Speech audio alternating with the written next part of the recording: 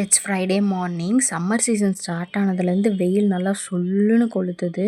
அரிசியெல்லாம் போய் மாடியில் காய போடலான்னு வந்து காய போட்டுட்ருந்தேன். இன்றைக்கி ரொம்ப ஈஸியான லஞ்ச் ரெசிபி தான். மோர் குழம்பு தான் செய்ய போகிறோம்.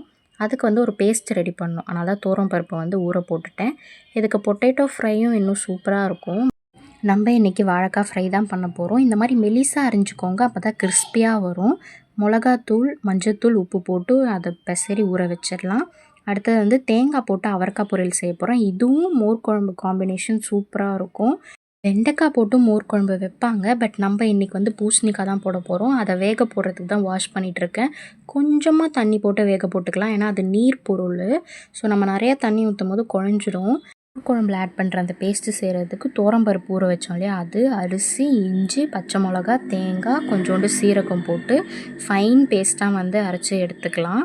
வேக வச்ச அந்த பூசணிக்காய் கூடயே இந்த பேஸ்ட்டு, உப்பு, மஞ்சத்தூள் போட்டு அது கூடவே கொஞ்சம் தயிர் ஊற்றிட்டு நம்ம தாளித்து கொட்டிடலாம். கடுகு, உளுத்தப்பருப்பு, காஞ்ச மிளகா போட்டு தாளிச்சிடலாம்.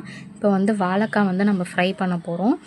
அது நம்ம பெசரி வச்சோம் இல்லையா, அந்த மேரினேஷன் வந்து குறைஞ்சபட்சம் ஒரு 15லேருந்து 20 மினிட்ஸாவது ஊறட்டும். அப்போ தான் வந்து அது உள்ளே இறங்கி நல்லா சூப்பராக கிறிஸ்பியாகவும் இருக்கும், டேஸ்ட்டும் நல்லாயிருக்கும். இப்போ நம்ம லன்ச் ரெடி ஆகிடுச்சு. சுட சுட சாதம், அவரைக்காய் பொரியல், வாழைக்காய் ஃப்ரை அண்ட் மோர் குழம்பு.